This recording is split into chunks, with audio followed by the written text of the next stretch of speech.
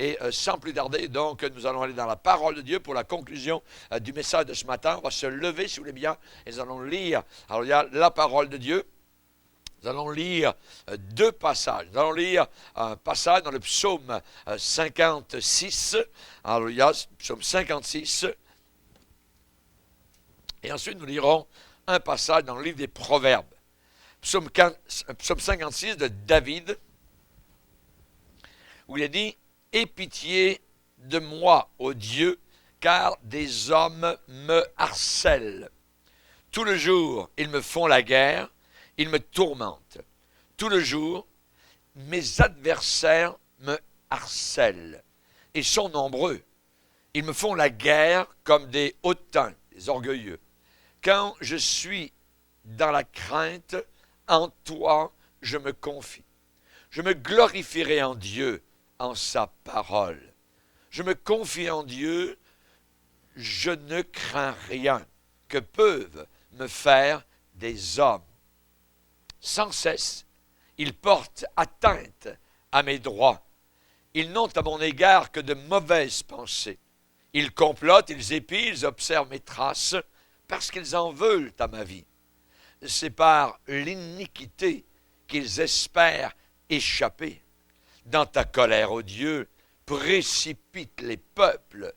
Tu comptes les pas de ma vie errante. Recueille mes larmes dans ton outre. Ne sont-elles pas inscrites dans ton livre? Mes ennemis reculent au jour où je crie. Je sais que Dieu est pour moi. Je me glorifierai en Dieu, en sa parole. Je me glorifierai en l'Éternel, en sa parole. Je me confie en Dieu, je ne crains rien que peuvent me faire des hommes. Ô Dieu, je dois accomplir les vœux que je t'ai faits. Je t'offrirai des actions de grâce, car tu as délivré mon âme de la mort. Tu as garanti mes pieds de la chute, afin que je marche devant Dieu à la lumière des vivants. Amen. Nous allons lire un deuxième passage dans le livre des Proverbes, chapitre 11. Livre des Proverbes, chapitre 11, le verset 3. Proverbes, chapitre 11, verset 3. L'intégrité des hommes droits les dirige, mais les détours des perfides causent leur ruine. Je répète, l'intégrité des hommes droits les dirige. Ça veut dire que l'intégrité est une direction. L'intégrité des hommes droits les dirige, mais les détours des perfides causent leur ruine. Et en terminant le verset 20, ceux qui ont le cœur pervers sont en abomination à l'Éternel. Mais ceux dont la voix est intègre, lui sont agréables. Amen. Seigneur, nous te bénissons. Nous te remercions, Seigneur, pour ces moments tellement précieux que nous passons en ta présence. Nous marchons par la foi tant que nous sommes sur cette terre, mais un jour nous te verrons, Seigneur, et en attendant, nous te prions de nous garder dans l'intégrité. Seigneur, nous savons que c'est notre direction. Nous savons que c'est là que te dirigent nos pas, dans l'intégrité et au travers de l'intégrité. Et nous voulons nous glorifier dans ta parole. Parole merveilleuse, source de vie, parole de direction, parole de consolation et d'encouragement. Et nous te demandons, Seigneur Jésus, que nous puissions être agréables. Car la Bible nous dit que ceux dont la voix est intègre lui sont agréables. Nous voulons te plaire, nous voulons te servir. Nous ne voulons pas, Seigneur, un froncement de sourcils de ta part sur nos vies, mais nous voulons un sourire de ta part sur nos vies personnelles. Seigneur, nous voulons vraiment te plaire. Aide-nous, Seigneur, à réaliser ta parole et à nous soumettre dans l'obéissance avec docilité. Au nom puissant de ton Fils Jésus. Amen. Et tout le peuple dit Amen. Amen. Gloire à Dieu. On peut s'asseoir, frères et sœurs. Alléluia. L'intégrité, en réalité, c'est synonyme de demeurer dans la parole de Dieu. de demeurer dans les Écritures, de demeurer, de rester là dans l'obéissance, la soumission donc aux Écritures. Et nous avons vu ce matin différents exemples, particulièrement donc où nous avons besoin évidemment d'intégrité. On a vu que Job a été traité de Dieu comme un homme intègre, malgré tous les problèmes, les difficultés qu'il a passées, les désarrois, toutes sortes de choses qui lui arrivaient. Malgré cela, Dieu a dit, jusqu'à le dire à Satan, as-tu vu mon serviteur Job? C'est un homme intègre, un homme droit, qui se détourne du mal, et qui me craint. Donc, nous avons vu, pour ne pas répéter évidemment ce que nous avons déjà vu, et on avait vu qu'il est très dangereux, donc, de prier le Seigneur d'une certaine façon, c'est-à-dire de savoir déjà la réponse, mais de demander cependant le conseil de Dieu. Ça peut être très dangereux. Et nous avons vu le cas donc de Balaam, qui était un homme de Dieu, qui est devenu un faux prophète, simplement parce qu'il connaissait à l'avance la réponse, et il est allé voir quand même le Seigneur pour avoir une autorisation de la part de Dieu, pour avoir l'argent que les païens venaient lui offrir, afin qu'il maudisse le peuple du Seigneur. Dans le Nouveau Testament, nous n'avons pas été appelés à maudire, nous avons été appelés à bénir, même nos ennemis. Jésus l'a fait, c'est notre exemple du haut de la croix. Père, pardonne-leur, ils ne savent pas ce qu'ils font. Étienne, le premier martyr, n'a pas maudit ses ennemis. Au contraire, il a dit comme Jésus, Père, ne leur impute pas ce péché. Et il est monté au ciel, donc, avec ses paroles de pardon. Ce soir, nous allons voir 4 particulièrement exemples de personnes qui ont été intègres, qui ont marché particulièrement dans l'intégrité.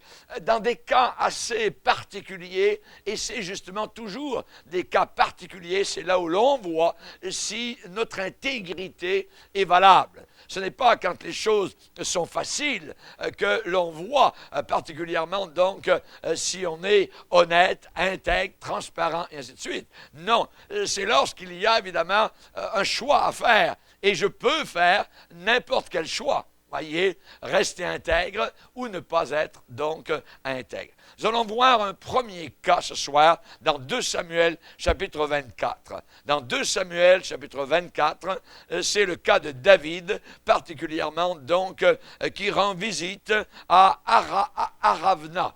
Aravna, donc, est un Jébusien, un habitant de Jérusalem, et donc, il y a un cas assez particulier. Et dans ce cas-là, dans 2 Samuel chapitre 24, au verset 18, il est déclaré, ce jour-là, Gad, le prophète de Dieu, le prophète Gad, vint auprès de David et lui dit, monte, élève un autel à l'Éternel, dans l'air, dans la parcelle de terrain d'Aravna, le Jébusien. David monta selon la parole de Gad, comme l'Éternel l'avait ordonné. Aravna regarda et il vit le roi et ses serviteurs qui se dirigeaient vers lui. Donc le roi du pays vient vers un homme très simple, un habitant de Jérusalem, et qui a une parcelle de terrain. Et Aravna sortit et se prosterna devant le roi, le visage contre terre. Aravna dit, « Pourquoi mon seigneur le roi vient-il vers son serviteur ?»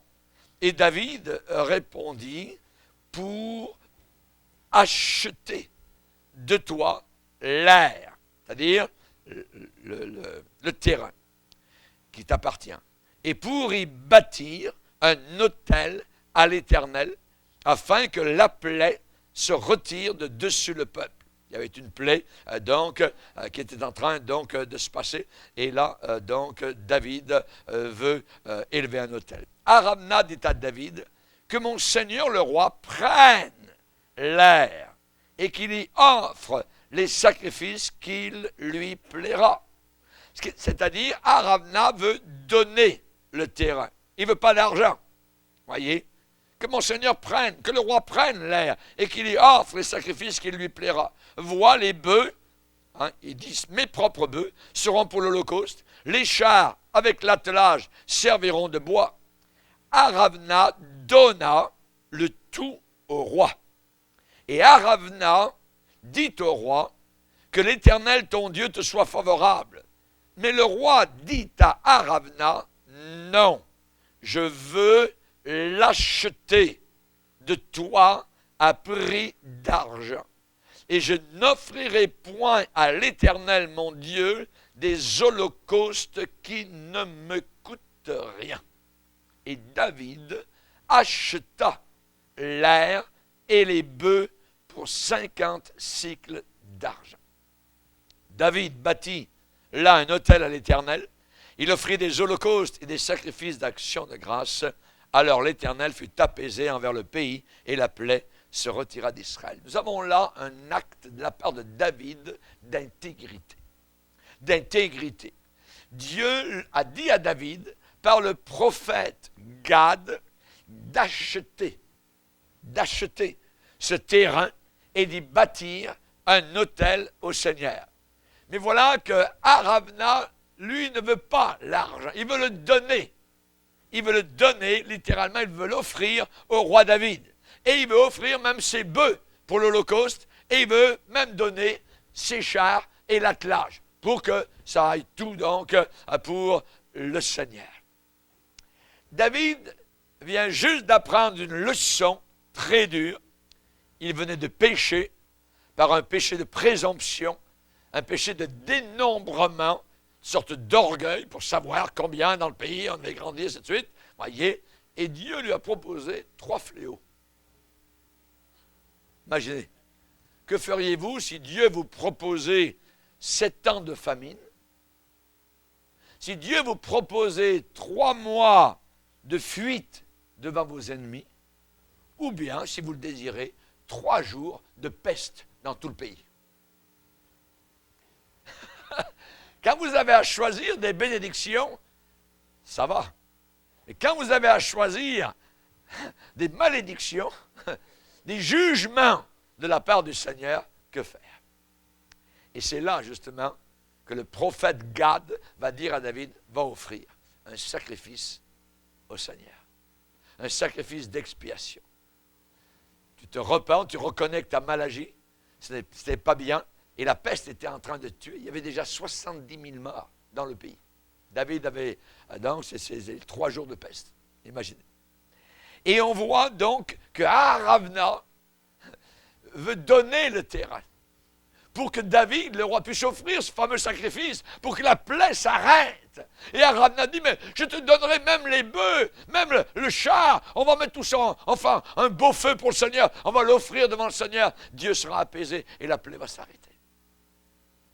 Voyez. David dit, c'est moi qui suis le coupable. Ce n'est pas les innocents qui sont en train donc de mourir. Et on vient de lire tout à l'heure, ceux dont la voix est intègre, lui, sont agréables. Mais les cœurs pervers sont une abomination à l'Éternel. David veut se placer, évidemment, dans la partie de ceux qui sont agréables au Seigneur. Il va dire, c'est ma faute. C'est ma très grande faute. C'est moi qui suis le coupable. Voyez, j'ai été un égoïste, un orgueilleux, ainsi de suite. Et son sentiment d'intégrité est en train de remonter à la surface. Et il dit à Aravna, le terrain que tu veux me donner gratuitement, je n'accepte pas. Je refuse. Et je vais te le payer à prix d'argent. Je veux l'acheter de toi à prix d'argent. Pourquoi? Parce que je n'offrirai pas à l'Éternel quelque chose qui ne me coûte rien.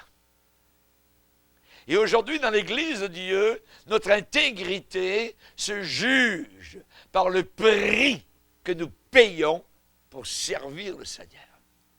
Est-ce que nous nous sacrifions? Est-ce que nous offrons à l'Éternel quelque chose qui ne nous coûte rien? Il y a des choses que Dieu demande de nous et ça nous coûte. Voyez? Pas uniquement, je ne parle pas uniquement de l'argent, mais je parle d'efforts, je parle de sacrifice, je parle de reniement de soi-même. Voyez? Est-ce que nous offrons à l'Éternel quelque chose qui ne nous coûte rien? Notre vie chrétienne nous coûte-t-elle quelque chose? Voyez? David ici a un sentiment d'intégrité. Quelque chose lui est offert gratuitement, il refuse. C'est quand la dernière fois où quelque chose vous a été offert gratuitement et vous avez dit non, pas question. Je vais te donner le prix. Oui. L'intégrité. Toi, tu l'as payé. Comment se fait-il que moi, je l'ai gratuitement? David, ici, a un sentiment d'intégrité. Je n'offrirai pas à l'Éternel quelque chose qui ne me coûte rien. Qui ne me coûte rien. Ça coûte quelque chose de prier Dieu, d'arrêter ses activités. Ça coûte quelque chose. Le dimanche matin, on aimerait bien dormir un peu plus, mais il y a la réunion et tout ça, et, il y a debout, les morts, ainsi de suite, et il y a d'autres moments, il y a la réunion de prière, la réunion du mercredi, et ainsi de suite, il y a le travail, et il y a ceci, il y a cela, voyez. Et la vie chrétienne, il faut que je l'emboîte au milieu de tout cet horaire qui déjà est assez chargé, voyez. Mais c'est ça, ça nous coûte quelque chose. Ça nous coûte quelque chose. La raison pour laquelle, bien souvent, nous ne voyons plus des pleurs au milieu du peuple de Dieu, ça ne leur coûte rien. Quand ça coûte quelque chose. Quand vous avez témoigné à quelqu'un durant la fin de semaine, vous arrivez le dimanche et vous avez reçu des claques, vous avez reçu vraiment des paroles qui vous ont été dites amères, acerbes, ainsi de suite. Vous avez reçu des flèches, tout ça. Vous arrivez devant Dieu le dimanche et ça pleure tout seul devant le Seigneur. Vous êtes consolé, vous êtes devant votre Dieu, vous êtes avec les frères et sœurs. C'est merveilleux, vous avez payé un prix. Vous avez payé un prix, voyez, et c'est bon. Aujourd'hui, on ne veut pas trop payer, on veut pas trop, on veut, je dirais, une sorte de christianisme aseptisé. Voyez, sans que ça nous coûte. David était intègre. Je n'offrirai pas à l'Éternel quelque chose qui ne me coûte rien. Ah, je ne témoignerai pas à cette personne parce que je vais être dans le trouble. Voyez, ou je peux perdre peut-être mon emploi. Il y en a des milliers qui perdent leur emploi. J'étais dans certains pays d'Afrique où le moment où vous acceptez le Seigneur, vous êtes chassé du foyer. Chassé littéralement, à la rue. Plus personne dans le village ou dans la ville ne veut vous employer parce que vous êtes devenu chrétien. Et ces gens-là servent le Seigneur. Et Dieu arrive à les sortir d'une manière ou d'une autre de toutes leurs déboires, leurs difficultés, parce qu'ils payent le prix. Il paye le prix. Voyez, je n'offrirai pas à l'Éternel quelque chose qui ne me coûte rien. L'intégrité. Nous allons voir un deuxième exemple d'intégrité. Abraham. Genèse, chapitre 14. Genèse, chapitre 14. Genèse, chapitre 14, nous voyons l'intégrité qui se révèle dans la vie d'Abraham, parce qu'il a refusé de garder pour lui un butin de guerre. Regardez, verset 17. Genèse 14, verset 17. Après qu'Abraham fut revenu vainqueur de Kédor-Laomer et des rois qui étaient avec lui, le roi de Sodome sortit à sa rencontre dans la vallée de Chavé, qui est la vallée du roi. Melchisédek, roi de Salem, fit apporter du pain et du vin. Il était sacrificateur. Et pour aller vite, verset 20. Et Abraham lui donna la dîme de tout. Ça, c'est avant la loi. Verset 21. Le roi de Sodome dit à Abraham, donne-moi les personnes et prends pour toi les richesses. Abraham répondit au roi de Sodome, je lève la main vers l'Éternel, le Dieu très haut, maître du ciel et de la terre. Je ne prendrai rien de tout ce qui est à toi. Pas même un fil, ni un cordon de soulier, afin que tu ne dises pas, j'ai enrichi Abraham. Rien pour moi. Seulement ce qu'ont mangé les jeunes gens et la part des hommes qui ont marché avec moi, Aner, Escol et Mamré, eux, ils prendront leur part. Nous avons là un exemple d'intégrité. Contexte. Le neveu d'Abraham est pris par les ennemis qui un jour font une razzia et Lot est emmené très loin, on ne sait où, voyez, donc par des hommes qui sont venus. Abraham, arme, 318 de ces hommes, c'est un grand clan. Abraham, ce n'est pas une petite tribu où ils sont juste 7-8, voyez. Il a des hommes, il y a 318 hommes, voyez, armés. Et là, ces gens-là poursuivent les ravisseurs. Et Abraham et ses hommes ramènent tous les biens et tous les captifs. Tous les biens et tous les captifs sont tous ramenés. Maintenant, l'intégrité va se voir ici particulièrement parce que Abraham reconnaît que c'est Dieu qui a gagné la bataille. C'est Dieu qui a permis de ramener donc les biens et Lot et sa famille et ainsi de suite. Voyez? La Bible dit, je le répète, l'intégrité des hommes droits les dirige.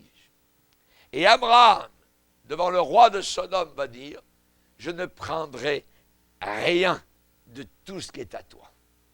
Rien. Tu ne pourras pas dire, j'ai enrichi Abraham. Tu ne pourras pas dire, pas même un cordon de soulier. Je ne veux absolument rien. Pourquoi? Parce qu'Abraham reconnaît que c'est Dieu qui a gagné la victoire. Voyez? Et Bérar, qui est le roi de Sodome, évidemment, on connaît la fin de Sodome, ce qui est arrivé donc quelque temps plus tard, et le roi aussi. Évidemment, Abraham savait très bien ce qui se passait à Sodome et il n'a rien voulu avoir à faire avec, évidemment, le roi de Sodome, même si le roi de Sodome voulait lui offrir, évidemment, donc, de l'argent ou quoi que ce soit. Non, rien du tout. Qu'aurions-nous fait, nous, à la place d'Abraham? Vous risquez votre vie, vous risquez tous vos serviteurs, 318 de vos propres serviteurs, vos propres ouvriers, on pourrait dire, qui sont aguerris pour aller reprendre aux ravisseurs les captifs et les biens. Si le roi de Sodome, qui était tellement dépravé, désirait nous laisser son or, son argent, son bétail, ses biens, voyez, en gage de reconnaissance, qu'est-ce que nous on dirait? Ah, merci beaucoup. Merci beaucoup. Pas Abraham. Abraham a vu que cet homme païen, plus tard, aurait dit, c'est moi qui ai enrichi Abraham. Les païens vous caressent aujourd'hui, le lundi, et le samedi vous lapident. Comme ils ont fait avec Jésus. Hosanna, Hosanna, en début de semaine, et en fin de semaine, crucifie-le! Voyez? Abraham connaissait très bien le cœur des païens et des sodomites et du roi de Sodome. Le roi de Sodome était un filou. Il était de connivence avec le diable, un accusateur, un calomniateur. Et Abraham, prends, je te donne ceci et cela. Non, rien du tout. Pour que tu ne dises pas plus tard, j'ai enrichi Abraham, c'est moi qui ai enrichi Abraham. Vous voyez, il a vu les conséquences. Voyez. Abraham est intelligent. Et Abraham habitait en plus une partie du pays la plus pauvre. Alors que le roi de Sodome était dans la vallée, la belle vallée du Jourdain, vous voyez, où il est dit c'était comme un jardin de l'Éternel à cette époque-là. C'était florissant.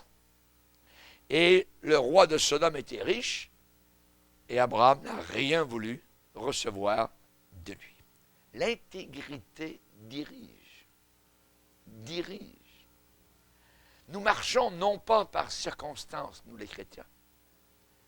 Dans le monde, ils agissent d'une manière, oui, pour cette circonstance, un autre jour, ils agissent d'une autre manière. Non. Nous agissons par des principes. Ce sont les principes qui nous conduisent. Et c'est ce qui a permis aux 3 Hébreux de ne pas fléchir le genou devant la statue de Nebuchadnezzar. Les principes qu'ils avaient dans le cœur, leur intégrité, les a gardés du mal. Oui. Ils n'ont pas fléchi les genoux comme les autres. Et l'intégrité a dirigé Abraham et a motivé Abraham. Et évidemment, il n'allait prendre que ce que Dieu lui donnait pour que personne ne se vante en disant « J'ai enrichi Abraham. J'ai enrichi Abraham. » Dieu, je dirais, voit tout ce qui se passe dans les cœurs. Nous pensons, oui, personne, tout ça, Dieu veille sur nous. Il voit les pas de foi. Il voit les prises de position fermes que nous prenons à cause des principes d'intégrité qui sont inscrits dans les Écritures. Voyez, Abraham ne veut pas qu'on puisse douter de l'origine de la victoire. Et Dieu ne veut pas que les gens puissent douter non plus de l'origine des richesses qu'il possède dans son clan. Et Dieu. Dieu donne, Dieu enlève. Voyez, Job était intègre. Un jour, il était rempli de richesses, le lendemain, il n'y avait plus rien. Mais il était intègre quand même. Et Dieu a dit à Satan, « As-tu vu mon serviteur Job? Il n'y a personne d'intègre comme lui sur la terre. Il se détourne du mal. Il me craint. » Chers amis, on a besoin de suivre l'exemple de ces hommes dans la Bible. Abraham veut pouvoir dire, « Dieu m'a béni et Dieu a accompli ses promesses à mon égard. » Un autre exemple d'intégrité. Vous avez entendu parler dans le livre de Ruth de Boaz. Boaz, voyez. Dans cette histoire avec Ruth, c'est une situation délicate. Pourquoi? Parce que Ruth est une veuve et elle glane du blé dans le champ de Boaz.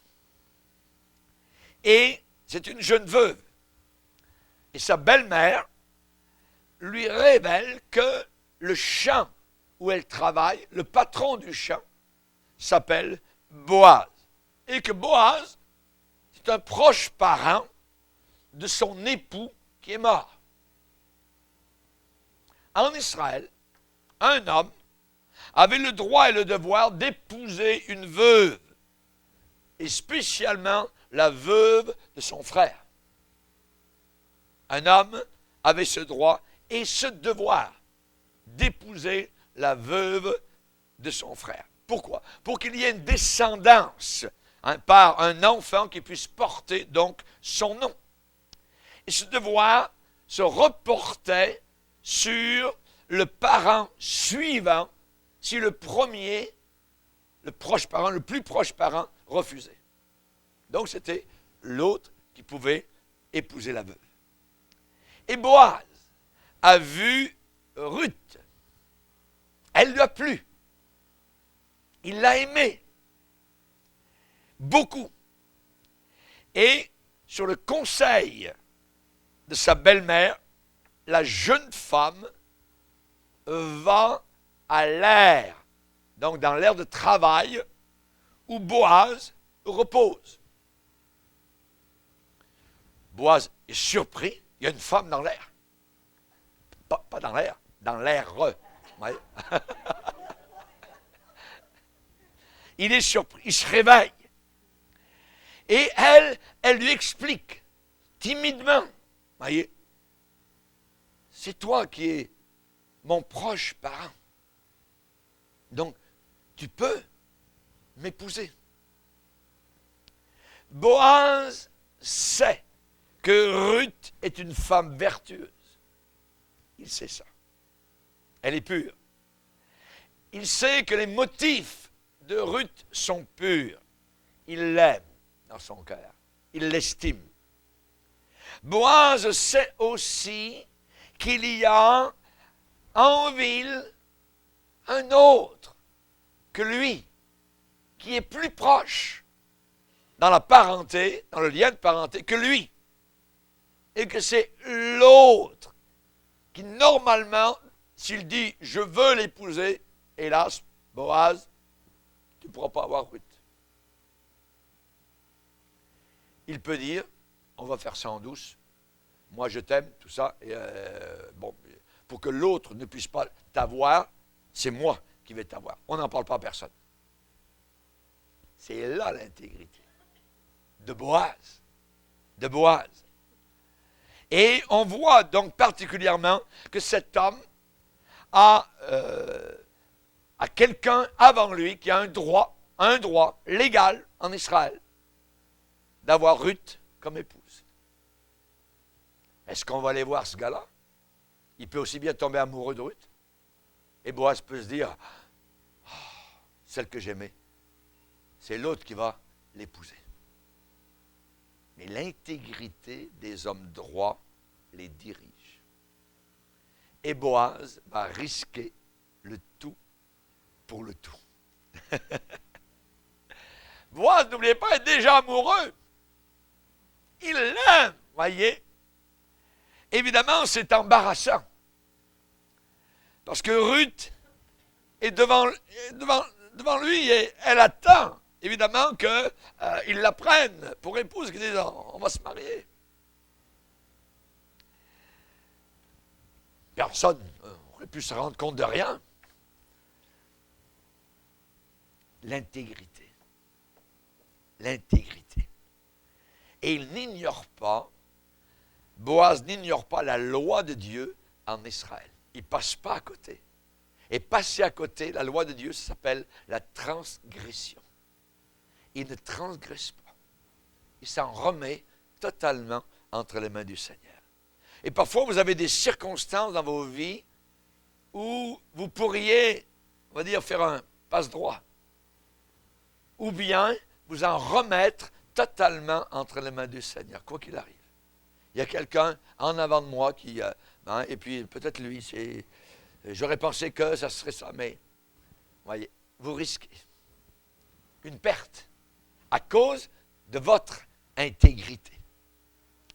Et on voit donc Boaz va permettre une rencontre avec l'autre. Avec l'autre. Comment va-t-il répondre, cet autre? Elle est belle, Ruth. Elle est encore jeune. Et il pourrait aussi bien, juste un seul regard, tomber amoureux. Oui, je suis Boaz, mets-toi de côté. Moi, je suis plus proche dans la ligne et oui, elle me ferait vraiment donc une bonne épouse. Qu'est-ce qui va arriver? Ce qui va arriver, c'est que l'autre, par la grâce de Dieu, va renoncer à son droit. Il renonce à son droit et il dit à Boaz, oui, tu peux l'avoir. C'est moi qui me retire. Tu es plus loin dans le lien de parenté, mais moi, non. Je préfère que tu l'épouses. Merveilleux! L'intégrité des hommes droits les dirige. Voyez? Ce qui peut nous sembler à prime abord quelque chose qui est contre nous, Dieu est capable de tout bouleverser, de changer le mal en bien. En bien. Alléluia. Gloire au Seigneur. Et Boaz va épouser donc Ruth et ils vont avoir un fils qui s'appelle Obed. Et ensuite, il va y avoir une autre lignée. Obed, plus tard, va avoir donc lui aussi un fils qui va s'appeler Jessé. Ouais. Et Jessé va avoir un autre fils qui s'appelle David. Donc David provient ce mariage donc entre Boaz et Ruth. Quelque chose qui semblait ne pas fonctionner, mais a bien fonctionné à cause de l'intégrité de Boaz. L'intégrité de Boaz. Et en terminant, je vous donner un autre exemple merveilleux d'intégrité. C'est l'intégrité qui a motivé Joseph en Égypte. Il a marché par des principes. Qu'est-ce qui s'est passé? La femme du patron vient le rencontrer. Il n'y a personne dans la maison. L'après-midi est tranquille. Hein, on entend les mouches voler. Hein, les gens font la sieste. Et voilà que Madame Potiphar se présente d'une manière qu'on dirait, entre parenthèses, élégante, à un jeune homme qui est esclave chez elle. Son mari n'est pas là. Et elle lui demande d'avoir une relation sexuelle avec elle. Réponse de l'intégrité. Joseph répond à la bonne femme la perverse, comment commettrais-je un aussi grand mal et pécherais-je contre Dieu? L'adultère, l'impudicité, c'est un péché contre Dieu et c'est un grand mal. Dans le monde dans lequel nous sommes, le mal est en train de devenir bien. Même, j'ai vu sur des pancartes sur les autobus de Montréal. Ça disait, je ne me rappelle plus les mots exacts, mais ça disait d'avoir des relations avec quelqu'un d'autre. Voyez? Pourquoi uniquement avec votre mari? Ça disait cela à peu près. Et il disait que c'était comme du sel. Voyez, de mettre du sel dans la vie. Mon œil. Mettez du poison. Oui. David a dit, comment pourrais-je commettre un aussi grand mal et pécher contre Dieu? Ça lui a valu la prison. Il était là en prison à cause de son intégrité. On n'est pas les premiers. Ce n'est pas les premiers, voyez. Aujourd'hui, j'ai vu même des chrétiens aller en prison. Parce qu'aujourd'hui, il suffit que la bonne femme, il m'a pris le bras, il m'a touché, 9 à 1, la police arrive. Qu'est-ce qui arrive, madame? Ah oui, mon mari m'a... Ah, ok, monsieur, poste de police, prison. Ah oui, c'est rapide aujourd'hui. Très rapide, voyez. Et j'aimerais vous dire que si vous êtes intègre et que vous retrouvez dans de beaux draps, c'est vraiment des beaux draps. C'est des beaux draps parce que vous êtes avec le Seigneur. C'est pas la saleté. Et Joseph s'est retrouvé en prison parce qu'il était intègre.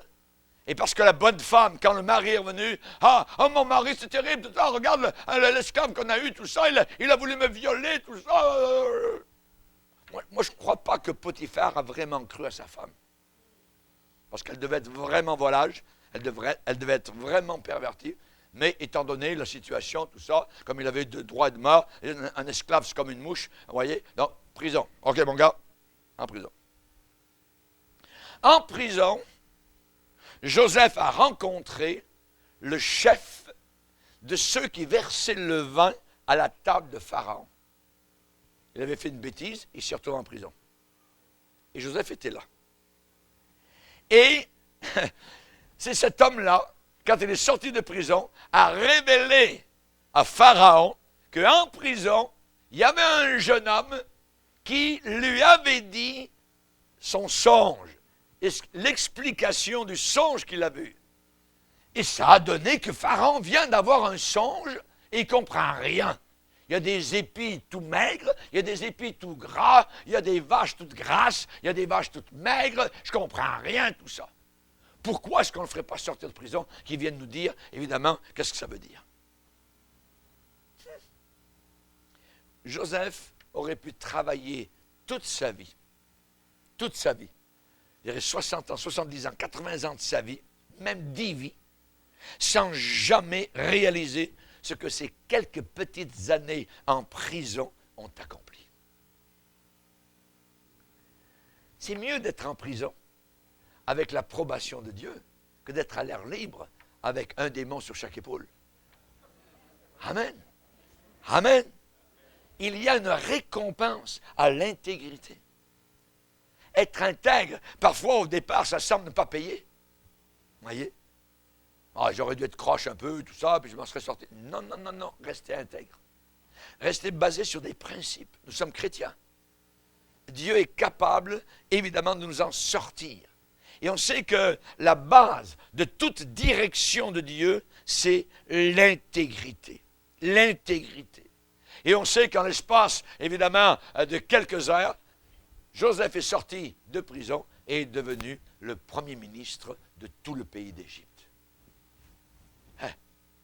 Il aurait pu chercher les diplômes, un doctorat, maîtrise, et puis moi je veux devenir comme Pharaon. Il aurait pu essayer pendant 10 vies, ça ne serait jamais arrivé.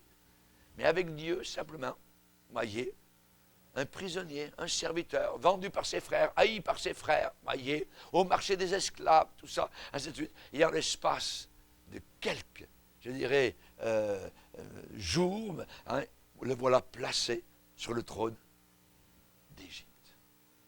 Croiriez-vous ça? Voyez, Voyez la récompense de l'intégrité. Rester intègre est très, très important. Nous vivons dans un monde où tout s'écroule autour de nous. Et parfois, le chrétien aurait envie d'être un peu comme, voyez, les païens. Non, non. Lisez avec moi dans 2 Pierre. 2 Pierre. 2 Pierre, chapitre 3, verset 17. Vous donc, bien-aimés qui êtes avertis, mettez-vous sur vos gardes, de peur qu'entraînés, voyez la force d'entraînement, qu'entraînés par l'égarement des impies, vous ne veniez à déchoir, à glisser, voyez, de votre fermeté. Et là, Pierre va dire, en terminant, en fermant la porte à son épître, mais croissez dans la grâce et la connaissance de notre Seigneur et Sauveur Jésus-Christ. À lui soit la gloire maintenant et pour l'éternité. Amen. Donc, de peur qu'entraînés par l'égarement des impies, vous ne veniez à déchoir de votre fermeté. Il faut être ferme. David a été ferme devant Arvana. Non, je vais payer la pièce donc de terrain que tu veux m'offrir gratuitement, pas question. Il faut être ferme quand Abraham a refusé l'argent du roi de Sodome. Il faut être ferme quand Boaz a accepté de passer en deuxième alors que quelqu'un d'autre aurait pu épouser sa bien-aimée. Et pour Joseph, il faut être ferme quand la bonne femme lui a dit « Viens avec moi dans ma chambre ». « Non, madame, tu es un esclave. Quel droit a-t-il? Tu es une fourmi. Il n'a aucun droit, c'est un animal. » Mais aux yeux de Dieu, c'est un être humain qui a une valeur immense et qui bientôt va être placé sur le trône de l'Égypte. Alléluia. Merci Seigneur. Ces hommes de Dieu ont été animés, motivés par, je dirais, une profonde intégrité ancrée profondément dans leur personne. Et cette intégrité, elle est basée sur le socle de la connaissance de la nature de Dieu, qui est révélée dans les Écritures. C'est là, connaître Dieu, le Dieu que nous servons. On a besoin de savoir qui est ce Dieu. Ce n'est pas le Dieu de la religion, c'est le Dieu de la Bible. Et j'ai besoin de savoir comment il est décrit dans cette Bible-là. Alléluia. Que Dieu nous aide. Alors pour cela, évidemment, nous avons besoin de sagesse. Et la sagesse de Dieu, être sage, voyez, est bien très important dans le monde dans lequel nous sommes. Et Job a tout un chapitre, et c'est le passage que nous allons lire en terminant, où Job cherche la sagesse. Job, chapitre 28. Job, chapitre 28. Il y a pour l'argent une mine, d'où on le fait sortir. Et pour l'or, il y a un lieu d'où on l'extrait pour l'affiner.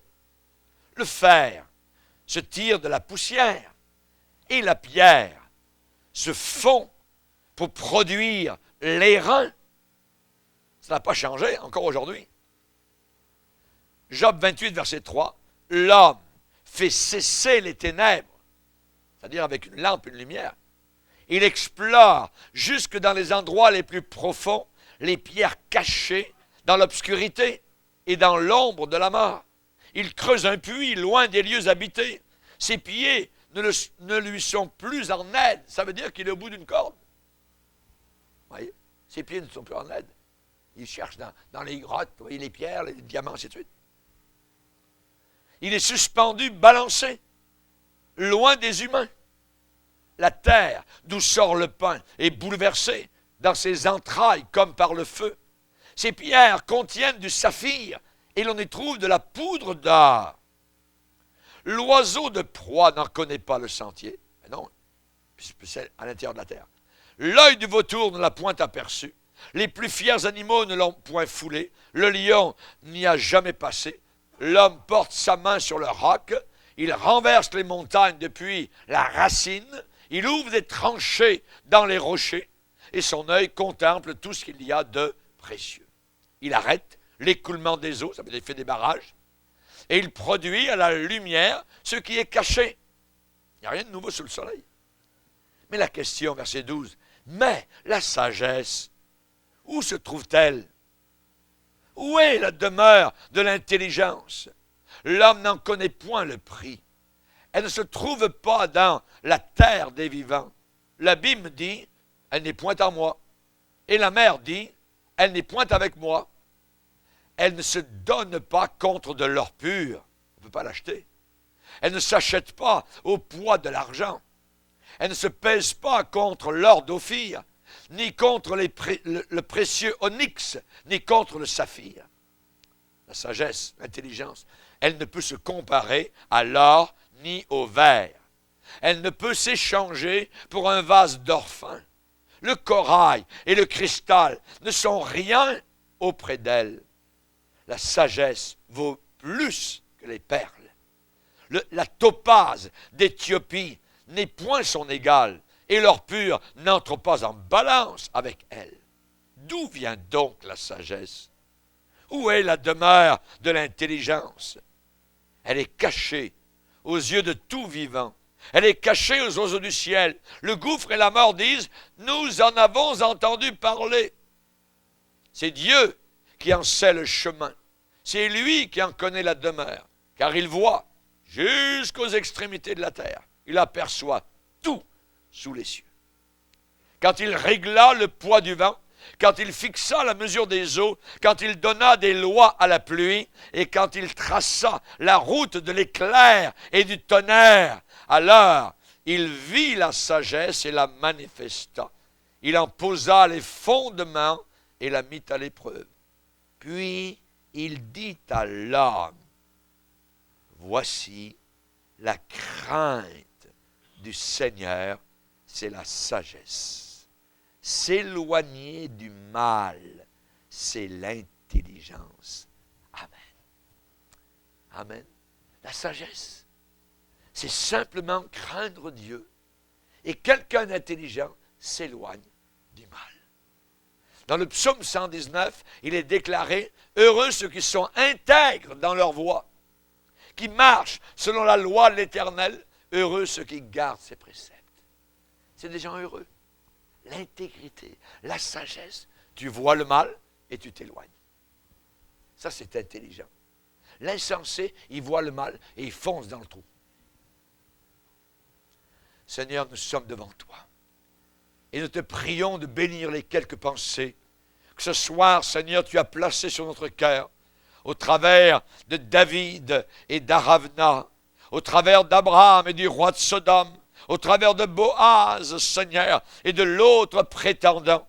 Seigneur, nous te bénissons pour l'intégrité de Joseph, au travers de la corruption égyptienne. Et nous te demandons de nous donner cette même intégrité au travers d'un monde pervers dans lequel nous sommes placés aujourd'hui. Que nous puissions, Seigneur, bénéficier de ta grâce. Que nous puissions nous éloigner du mal. Que nous puissions être appelés intelligents et intègres dans un monde pervers et sale. Au nom puissant de Jésus, Amen. Et tout le peuple dit Amen. On va se lever ensemble, frères et sœurs.